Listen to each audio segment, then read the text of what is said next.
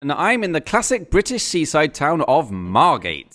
But more recently, Margate has started to reinvent itself as a kind of unusual arty alternative destination. And today we're going to see something very unusual and very arty. Something no one has ever been able to explain. And I'm not even talking about how you can double the price of second-hand clothing by calling it vintage. I'm talking about this sleepy suburban side street. And more specifically, what they found underneath it.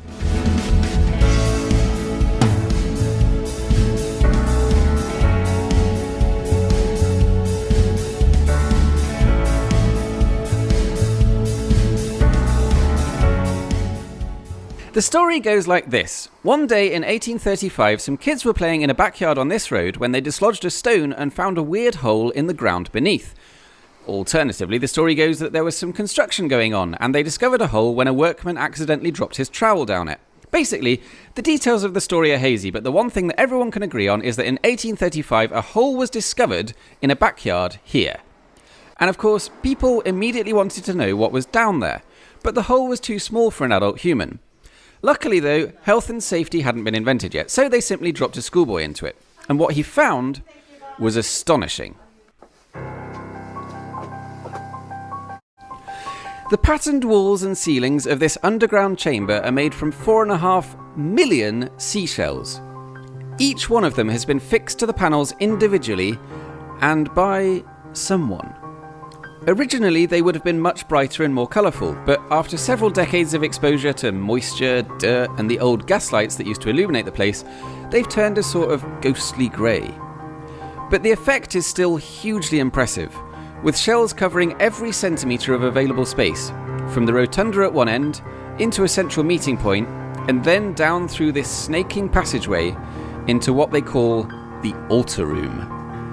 It's an incredible piece of work that must have taken someone a huge amount of time and a huge amount of effort. And yet to this day, no one knows who built it, when they built it, or why they built it. We're now inside the altar room.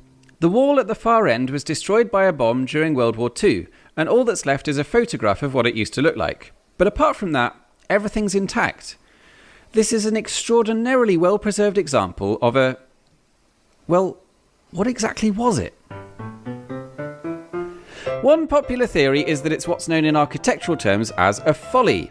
In the 1700s, it was quite fashionable for rich landowners to commission extravagant buildings that had no use other than decoration, and showing you how incredibly rich the owner was. And if you're going to do that, then hey, why not build a mad temple out of seashells? In fact, if that is what this is, then it wouldn't be the only one. There are several other shell temples and grottos dotted around the world. But something about that explanation doesn't quite add up. Follies are usually designed to be seen. This one was hidden. Follies are usually built in the grounds of a rich landowner's estate. This was just underneath a backyard that was previously part of a farmer's field. And perhaps most importantly, if something like this was built in the 1700s, how had it been completely forgotten by 1835? Perhaps then this place goes back deeper in time.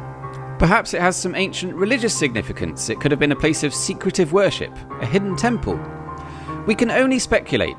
And believe me, they don't mind a bit of speculation around here. Maybe it was built by the ancient Greeks. Maybe it's typically Phoenician. Or maybe these particular patterns could only possibly have been made by the Mexican civilization from 12,000 years ago.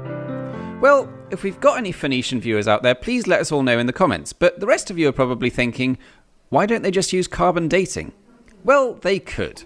However, and I quote the website, "We have been advised by experts in this field that we would need to provide a number of samples and the cost is high.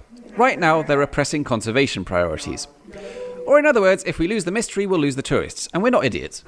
If you'd like to visit the Margate Shell Grotto, it's on Grotto Hill, and it's a well-signposted 10-minute walk from the centre of town. An adult ticket costs £4.50, or you can take the whole family for a tenner. Unfortunately, due to being a centuries-old underground shell temple, the grotto is not hugely accessible to anyone in a wheelchair. Margate itself is on the North Kent coast, about an hour and a half from London, and once you've finished with the grotto, there's plenty of other seasidey stuff to do here. But on a day like today, why not just come down to the beach and relax on these beautiful golden sands? This has been a Cincinnati production. Thanks for watching.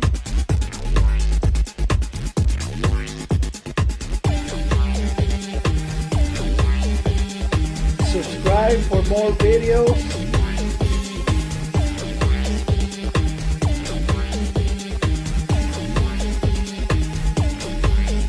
If you'd like to support the channel, links are in the description.